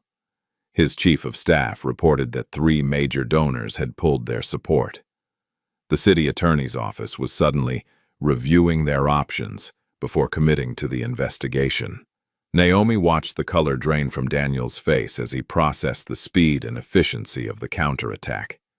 This wasn't random. This was coordinated, professional, and devastatingly effective. They were ready for this, she said quietly. Whoever's protecting Evelyn, they had this response prepared. Brennan, Daniel said. It has to be Brennan. He's had 18 years to build relationships with media, to know which reporters will run with a story without verification. Robert emerged from the city vehicle, his expression grim. Sir, I've got more bad news. Your housing protection bill, the one that was supposed to go to vote next month, 3 council members just announced they're withdrawing their support. They're citing concerns about your judgment and motivations. The political machine was pushing back, using every lever of power to protect itself, and it was working. A reporter managed to slip past the police perimeter, microphone extended toward Daniel. Mr. Mayor, how do you respond to accusations that you're using city resources to pursue a personal vendetta? Can you explain why you chose to launch this investigation at your own wedding, rather than through proper channels? Daniel looked at the camera, at the reporter, at the growing crowd of media professionals all waiting for him to stumble, to show weakness, to prove the narrative that he was acting emotionally rather than ethically. I respond, Daniel said clearly, his voice steady, by inviting anyone who doubts these victims' stories to speak with them directly. Their pain is real, their losses are documented, and the pattern of abuse spans 30 years, which predates my entire adult life, let alone my political career. This investigation isn't about revenge, it's about responsibility. But the timing, the reporter pressed, the timing is that victims saw an opportunity to be heard and took it. Daniel interrupted. Should I have told them to wait? Should I have asked them to schedule their trauma for a more politically convenient moment? Justice delayed is justice denied, and these people have been denied for decades. More reporters were pushing forward now, shouting questions. The police struggled to maintain the perimeter. Naomi felt the situation spiraling, felt the carefully controlled investigation devolving into chaos. Then her phone buzzed. It was a message from Dr. Andrea Foster, the school principal, with a video attachment and a single line of text. Post this. Now. Naomi opened the video. It was footage from a community meeting 3 years ago, filmed on someone's phone. The quality was poor, but the audio was clear. Evelyn Carter was speaking at a microphone, objecting to a proposed affordable housing development. We need to be honest about what this really means, Evelyn's recorded voice said. Affordable housing is code for the wrong kind of people. The kind who don't maintain their properties, who don't share our values, who bring crime and chaos. If we allow this development, we're giving permission for this neighborhood to be overrun. We're surrendering to people who don't belong here. The video continued, showing several community members objecting to Evelyn's language, and Evelyn doubling down, using increasingly coded but clearly discriminatory language to describe the people she wanted kept out of the neighborhood. Naomi looked up at Daniel. We need to release this. Now. Before the narrative gets away from us completely. That could look retaliatory, Robert warned. It could reinforce the idea that you're attacking her personally. Or it could show her motivations clearly, Naomi countered. It could demonstrate that this isn't a vendetta. It's accountability for someone whose discrimination has been hiding in plain sight for years. Daniel considered for a moment, then nodded. Post it, and not from my office. from the community. Let them tell this story in their own words. Within an hour, the video had gone viral. The clear evidence of Evelyn's discriminatory attitudes, captured in her own words at a public meeting, undermined the sympathetic narrative that had been building around her as a victim of mayoral overreach. But the counterattack wasn't finished. As midnight approached, an anonymous social media account posted what appeared to be financial records showing that Naomi's nonprofit had received city grants during Daniel's administration. The implication was clear: personal enrichment, conflict of interest, corruption. Naomi stared at her phone, feeling violated. Those grants were applied for and approved before Daniel and I even met. They were competitive grants that dozens of organizations applied for, and every dollar is accounted for in public records. Doesn't matter, Marcus said grimly. The accusation is out there. Now you have to spend time and energy defending yourself instead of focusing on the real issue. This was how the system protected itself, Naomi realized. Not by hiding the truth, but by burying it under an avalanche of false equivalencies, manufactured scandals, and procedural objections.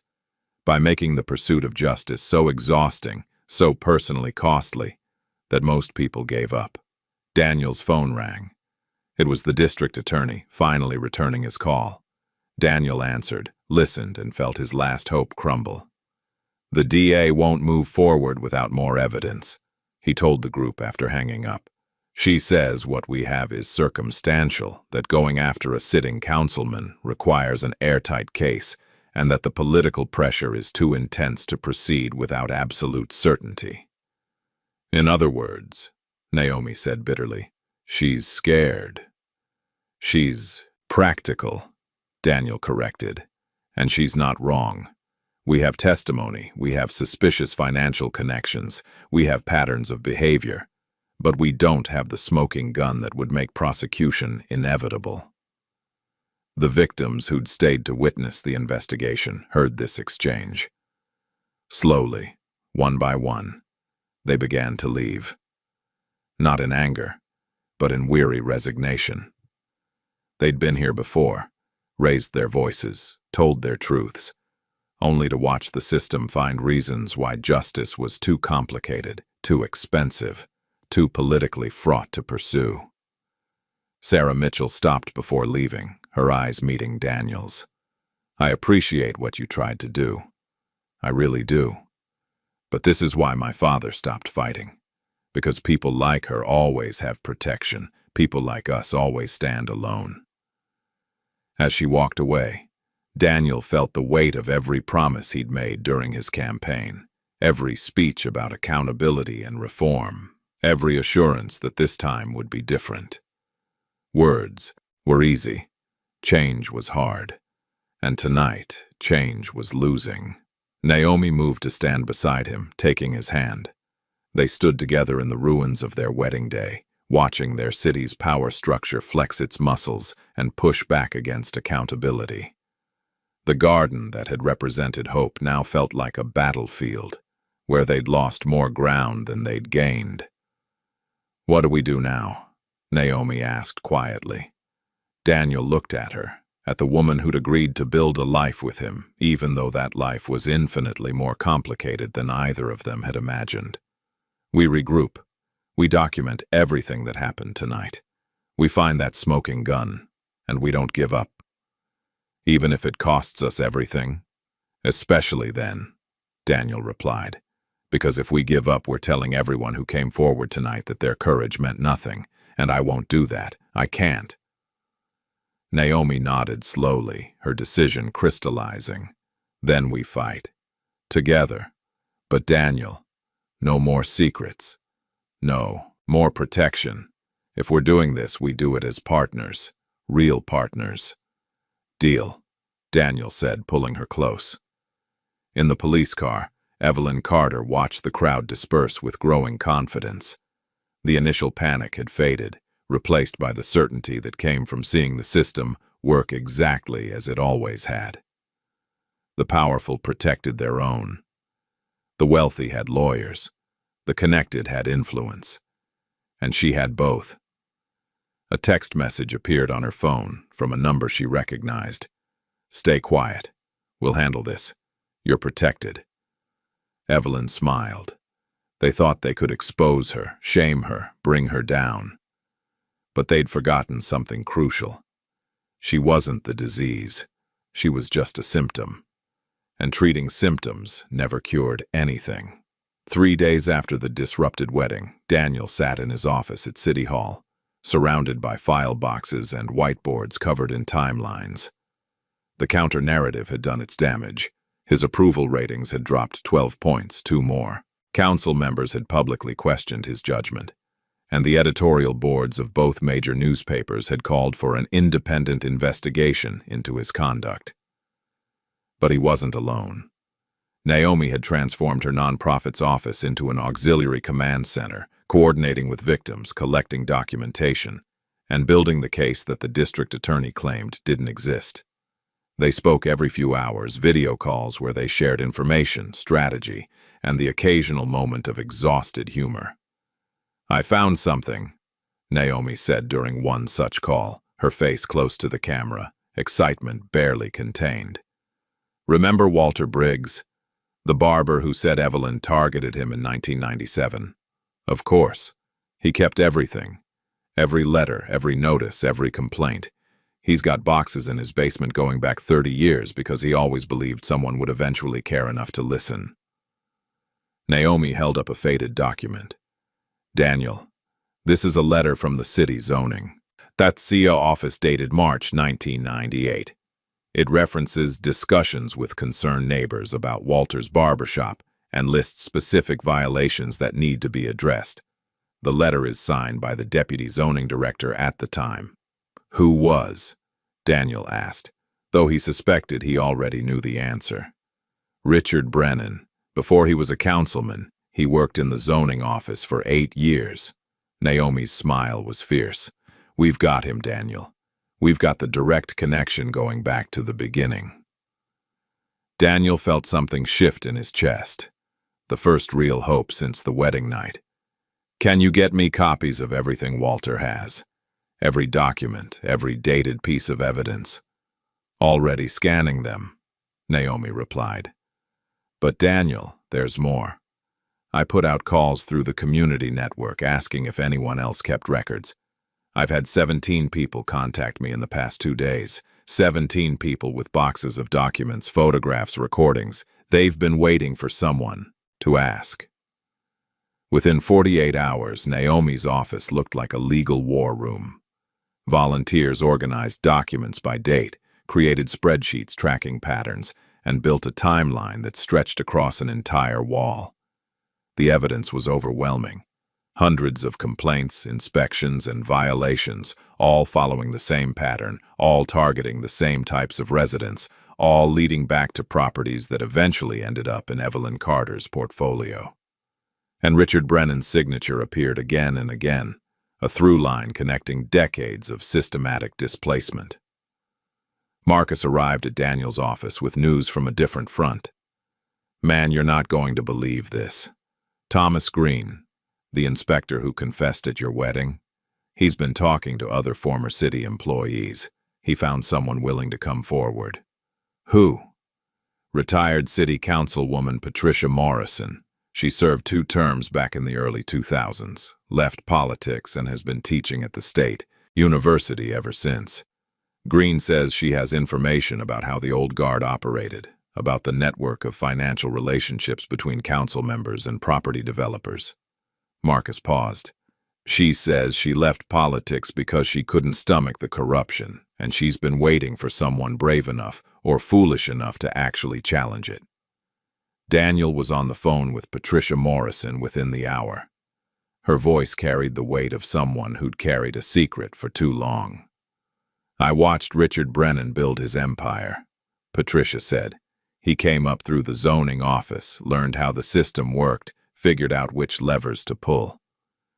By the time he ran for council, he had relationships with every developer, every property management company, every landlord association in the city. He didn't just understand how to use city government to control real estate. He perfected it. "Do you have evidence?" Daniel asked carefully. "I have my notes from my time in office. I have emails I saved before I left. I have documentation of votes that didn't make sense unless you understood the financial connections." Patricia's voice hardened. "And I have testimony about conversations where Brennan explicitly discussed using code enforcement to clear properties for redevelopment. He called it neighborhood optimization. The rest of us called it what it was, targeted displacement. Why didn't you come forward before?" "Because I was alone, and he was powerful, and I had no proof that anyone would listen," Patricia replied. "But you've changed something. Those people at your wedding, they broke the silence. Now others are finding the courage to speak." The testimony and evidence began flowing toward Daniel's office like water finding its course. A former city attorney provided records of sealed settlements that had protected Brennan from oversight complaints. A retired accountant walked in with financial analysis showing suspicious patterns in campaign donations and property transactions. A journalist who'd been quietly investigating municipal corruption for years showed up with notebooks full of interviews that suddenly had context. The old guard had maintained power through silence, through intimidation, through the assumption that no one would ever assemble all the pieces. But once the first domino fell, the rest followed with gathering momentum. Robert scheduled an emergency meeting with the district attorney, this time bringing boxes of evidence instead of preliminary theories. The DA, a black woman named Monica Hayes, who'd built her career on careful, methodical prosecution, spent 6 hours reviewing the materials before making her decision.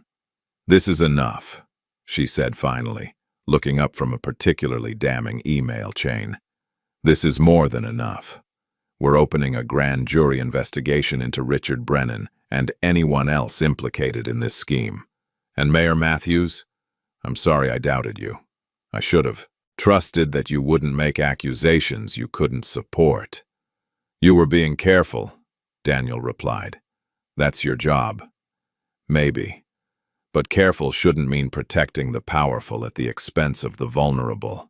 I lost sight of that for a moment. Monica stood, extending her hand. "Thank you for not letting this go. A lot of mayors would have." The grand jury convened quietly, hearing testimony behind closed doors. But in a city hall that leaked like a sieve, word spread quickly. Richard Brennan was in trouble. Real trouble. Brennan made his first mistake by going on the offensive. He held a press conference where he attacked Daniel directly, calling the investigation a political witch hunt and demanding that the mayor recuse himself from anything involving the case. He portrayed himself as a public servant being persecuted for doing his job, but he made his second, fatal mistake by mentioning Evelyn Carter by name. "Mrs. Carter is a concerned resident who has every right to report suspected violations," Brennan said to the assembled reporters. "The fact that the mayor has chosen to retaliate against her for calling police to his wedding reveals a vindictive streak that should concern every citizen." The question came from a young black reporter in the back. "Councilman, can you explain your financial relationship with Mrs. Carter's property management companies? Public records show multiple donations from LLCs registered to her address." Brennan's face went rigid. Those were legitimate campaign contributions from community organizations. There's nothing unusual about, "Can you explain why your signature appears on zoning violations that resulted in properties being acquired by those same LLCs?" Another reporter, this one with a stack of documents Naomi had distributed to the press that morning. "I don't recall specific. That would have been routine administrative work." "Can you explain this email?" A third reporter, holding up a printout. "Dated 2003, from your city account to a property developer, where you wrote, 'The Carter situation is progressing as planned. The violations will force the sale and her company will acquire at favorable terms. Usual arrangement applies.'" The press conference collapsed. Brennan's lawyer stepped in, ending the session abruptly. But the damage was done. The video clip of him floundering, unable to explain away documented corruption, went viral within hours. That evening, federal agents arrived at Brennan's home. The investigation had expanded beyond municipal corruption into potential wire fraud, racketeering, and civil rights violations. The full weight of justice, delayed for so long, finally arrived. Evelyn Carter, watching this unfold from her townhouse where she'd been under house arrest pending charges, made a desperate decision. She called the number she'd been given, the one that had promised protection. "They're taking down Brennan," she said frantically. "If he talks, if he makes a deal, he's going to tell them everything about everyone, including you." The voice on the other end was cold. "Then perhaps you should consider your own options, Mrs. Carter. Cooperation often leads to leniency. You told me I was protected. You told me. I told you to stay quiet. You didn't. You made a spectacle at that wedding. You got yourself arrested on camera, and now you're a liability." A pause. "You're on your own." The line went dead. Evelyn sat in her living room, Precious curled at her feet, and felt the empire she'd built over 30 years crumble around her. She'd accumulated 17 properties through systematic harassment. She'd displaced dozens of families. She'd profited from pain. And now, facing federal charges, abandoned by her allies, she had only two choices: spend the rest of her life in prison or tell the truth. She called the district attorney's office and asked to make a deal. The testimony Evelyn provided was devastating. She named names: city, employees who'd been paid to file false reports, developers who'd coordinated with her to target specific properties, political figures who'd received kickbacks for looking the other way. She provided bank records, email correspondence, and recorded phone calls she'd kept as insurance against exactly this scenario. She'd thought the recordings would protect her. Instead, they buried everyone involved. The following week, 3 more city officials were arrested. 2 developers were charged with conspiracy, and Richard Brennan, once one of the most powerful men in city government, was indicted on 43 counts of corruption, fraud, and civil rights violations. The political earthquake reshaped the city's power structure overnight. Council members scrambled to distance themselves from Brennan. The housing protection bill that had been blocked suddenly gained overwhelming support. Reforms that Daniel had been fighting for since taking office passed with bipartisan enthusiasm as everyone tried to prove they were on the right side of history. Naomi watched all of this unfold while preparing for something she'd almost forgotten was possible: her wedding. "Are you sure you want to do this now?" her mother asked as they looked at dresses in a small boutique. "With everything happening, maybe waiting until things calm down." "Mama, things are never going to be calm," Naomi interrupted gently. "That's what I've learned. Life doesn't wait for perfect timing, and I've already waited long enough." She'd called Daniel the night after Brennan's arrest, after 3 weeks of postponement and uncertainty, and simply said, "Let's get married. This Saturday, same garden, same people. Let's finish what we started." Daniel had been silent for a long moment. "Are you sure? We could do something quiet, private, away from all the attention." "No," Naomi said firmly. "We're doing it exactly the way we planned. In that garden, with our community, with everyone who fought for justice watching us choose joy. Because that's what they tried to take from us. Our joy. And I'm not giving them that power." The announcement of the rescheduled wedding spread through the community like wildfire. The victims who'd testified, the volunteers who'd built the case, the families who'd been displaced and were now being offered restitution, all of them wanted to be there. What was supposed to be an 80-person event turned into a 200-person celebration. Security was significantly tighter this time. The police presence was supportive rather than confrontational. And the community garden, which had been the site of such conflict 3 weeks earlier, now bloomed with renewed purpose. On Saturday morning, Naomi stood in the same cream-colored dress, wearing the same wildflower crown, feeling completely different. She wasn't the same woman who'd started down that aisle 3 weeks ago. She'd been tested, challenged, and transformed by everything that followed. Daniel waited at the altar in the same simple gray suit, Marcus beside him, both of them grinning with relief and anticipation.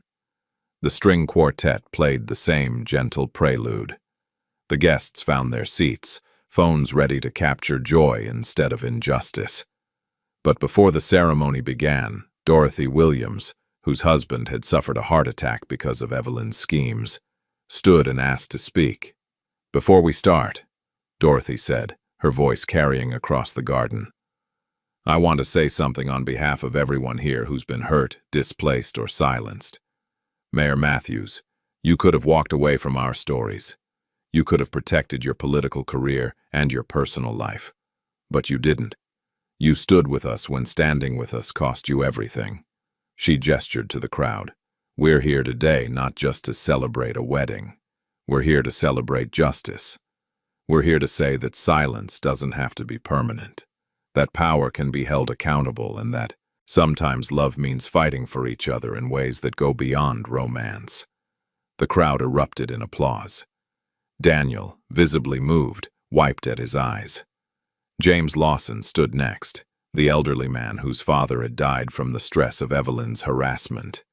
"My father never got justice, but because of what happened here 3 weeks ago, because of everyone who spoke up, his memory gets honored, his suffering gets acknowledged, and other families won't have to go through what we did." He looked directly at Daniel and Naomi. "You gave us our voices back. Now let us give you our joy." One by one, victims who'd become witnesses, who'd become activists, stood and shared brief messages of gratitude and celebration. The ceremony that had been interrupted by injustice now began with testimonies of transformation. When everyone had spoken, the efficient Dr. Andrea Foster from Northside Elementary took her place at the altar with tears streaming down her face. "Dearly beloved," she began, then paused and laughed. "Actually, you know what? We're past dearly beloved. We're at dearly tested, dearly challenged, and dearly triumphant. This community has been through fire together, and we've come out stronger." She turned to Daniel and Naomi. 3 weeks ago, your wedding was interrupted by someone who couldn't stand to see joy in a space she thought belonged to people like her. Today, we're reclaiming that space. We're declaring that love, justice, and community belong wherever we build them. And we're saying that interruption doesn't mean defeat. It just means the story isn't over yet.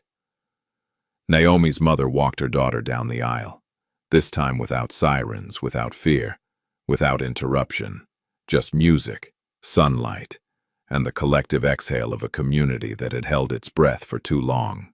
Daniel took Naomi's hands, and this time, there were no secrets between them. No hidden identities, no protected spaces, no division between personal and political.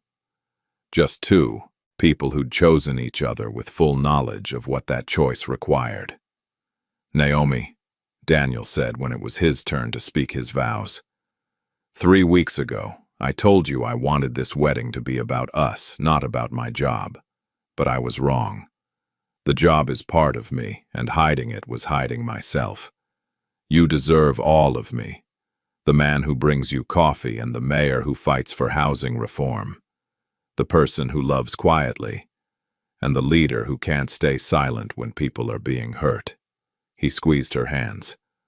"I promise to never hide from you again. I promise to trust you with my struggles, not just my successes. I promise that when we disagree, and we will, I'll remember that partnership means facing problems together, not protecting you from them. And I promise that every day, I'll work to be worthy of the courage you showed by choosing to marry me anyway." Naomi's voice was steady despite her tears. "Daniel, I fell in love with you because you saw possibility where others saw problems, because you showed up consistently, without needing recognition, because you believed that change was possible even when it seemed impossible. Learning you were the mayor didn't change those things. It just helped me understand the scale of your commitment. She took a breath. I promise to stand with you, not behind you. I promise to challenge you when you need challenging, and support you when you need support. I promise that our partnership will be built on truth, even when truth is complicated. And I promise that we'll build a life together that honors both love and justice, because one without the other is incomplete. The rings they exchanged were simple gold bands, nothing fancy, nothing ostentatious, just circles of commitment, unbroken and complete. By the power vested in me, Dr. Foster said, her voice ringing with joy, and by the witness of this community that has fought for and earned this moment, I pronounce you husband and wife. Mayor Matthews, you may kiss your bride, and this time nobody better interrupt. The kiss was met with thunderous applause, cheers, and more than a few joyful tears. The string quartet launched into a celebratory recessional. Phones captured the moment from every angle, but this time the story being shared was one of triumph. As Daniel and Naomi walked back down the aisle as husband and wife, they passed rows of people whose lives had been changed by what had unfolded 3 weeks earlier. Sarah Mitchell, the nurse whose father had lost his shop, smiled through tears.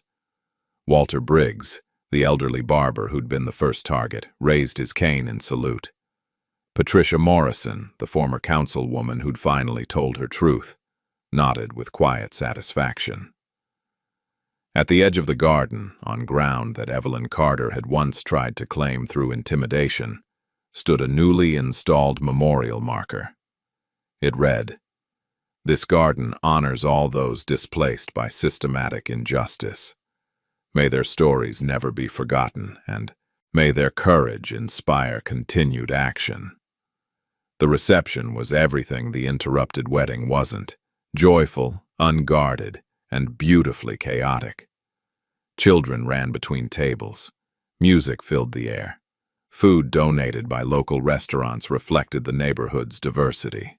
Toasts ranged from heartfelt to hilarious, with Marcus delivering a speech that had everyone laughing about Daniel's terrible dancing and worse fashion sense. As evening fell and the string lights flickered on, the same lights that had illuminated confusion 3 weeks ago now bathed celebration. Daniel and Naomi had their first dance. The song was "Lean on Me," chosen because it represented what they'd learned. That strength comes from community, from showing up for each other, from refusing to face struggle alone. Halfway through the dance, other couples joined them, then more. Soon the garden was filled with swaying bodies, unified in motion, celebrating not just a wedding, but a victory that belonged to everyone present. Robert approached with an update he'd been holding until after the ceremony. "Sir, I thought you should know. The federal prosecutors are estimating that the full scope of the scheme affected over 200 families across 3 decades. The restitution fund is being established, and victims are being contacted. This is going to take years to fully resolve, but it's happening." 200 families, Daniel repeated quietly. 200 stories we almost never heard. "But we did hear them," Naomi added, joining the conversation, "because people got brave, because the right moment happened, because justice got louder than fear." As the celebration continued, a delivery van pulled up at the garden's entrance. A delivery person emerged with a large envelope addressed to Daniel and Naomi Matthews. Inside was a key and a note. "The house on Maple Street," Naomi read aloud, her voice shaking. "The one that belonged to my father. It's being returned to our family, free and clear. Thank you for giving my father his dignity back, even though he's not here to see it. Sarah Mitchell." Daniel and Naomi looked at each other, both understanding the weight of what they held. Justice wasn't just about punishment. It was about restoration, about giving back what had been stolen, about ensuring that suffering wasn't the end of the story. They held each other, key pressed between their palms, while around them their community danced and celebrated and reclaimed joy from the ashes of injustice. Marcus raised his glass for one final toast as midnight approached. To Daniel and Naomi, to interrupted weddings that became revolutions, to love that refuses to be separated from justice, and to the reminder that sometimes the most important thing you can do is refuse to look away. To refusing to look away, the crowd echoed, glasses raised. As the night wound down and guests began departing with full hearts and tired feet, Dorothy Williams approached Naomi one last time. She pressed something into Naomi's hand, an old photograph of the community garden back when it was an abandoned lot. "This is where we were," Dorothy said. "Remember it, because when things get hard again, and they will, you'll need to remember how far we came. You'll need to remember that change is possible, even when it starts with something as simple as refusing to accept injustice at your own wedding." Naomi hugged her tightly. "Thank you for speaking up, for staying, for believing that truth mattered even when nobody was listening." "Somebody was always listening," Dorothy replied. "We just needed someone brave enough to do something about it." The last guests filtered out around 1 in the morning, leaving Daniel and Naomi alone in the garden with the cleanup crew. They sat together on a bench, Naomi's head on Daniel's shoulder, both of them exhausted and complete. "So this is marriage," Naomi said with a tired laugh. "Fighting corruption, testifying before grand juries, and rescheduling your wedding because you accidentally started a revolution." "Accidentally?" Daniel teased. "I thought we planned that." "Oh, we definitely didn't plan that." They sat in comfortable silence, watching volunteers pack up decorations and fold chairs. The garden that had witnessed so much celebration and confrontation, testimony and transformation, now settled into peaceful quiet. "What happens Monday?" Naomi asked. "When we go back to being the mayor and the community organizer instead of the bride and groom?" "We keep doing what we've always done," Daniel replied. "We show up, we listen, we fight for people who need fighting for. The only difference is now we do it together, officially." "Together, officially," Naomi repeated, testing the words. "I like that." As they finally left the garden in the early hours of the morning, Daniel noticed something he'd missed earlier. The memorial marker had been decorated while they weren't looking, covered in flowers, notes, and small tokens left by guests. A community's way of saying, "We remember, we honor, we commit to do better." 3 blocks away, in a federal detention center, Evelyn Carter sat in a cell, contemplating the arc of her choices.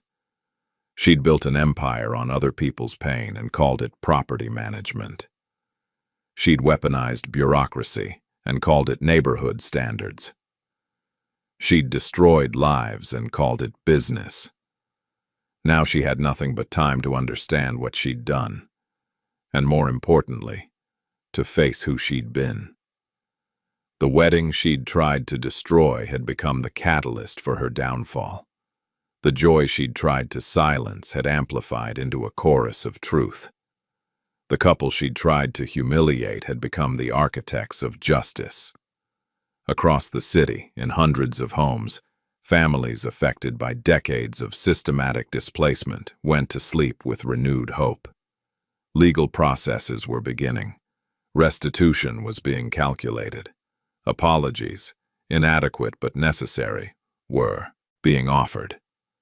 And in a small apartment above a coffee shop, Daniel and Naomi Matthews finally celebrated their wedding night, 3 weeks late but right on time. They talked until dawn about the future they would build together, about the challenges that would come, about the importance of choosing each other every day, not just in moments of crisis, but in the ordinary work of living and loving and leading.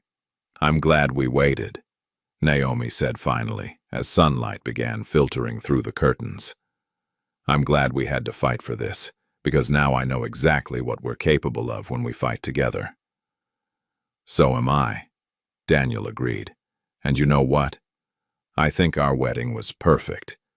It was interrupted by police, turned into an investigation, and postponed for 3 weeks. Exactly. Perfect." They laughed, the kind of laughter that comes from surviving something difficult and emerging stronger, and fell asleep holding each other as Sunday morning broke over a city beginning the slow, necessary work of transformation. The wedding that wasn't supposed to be noticed had changed everything. And the couple at its center, newly married and fully committed to both each other and justice, were just getting started. When someone tries to take your joy away using the very systems meant to protect you, do you stay silent to keep the peace, or do you speak up knowing it might cost you everything? If this story made you think, hit that like button and subscribe for more stories about courage, justice, and the power of refusing to look away.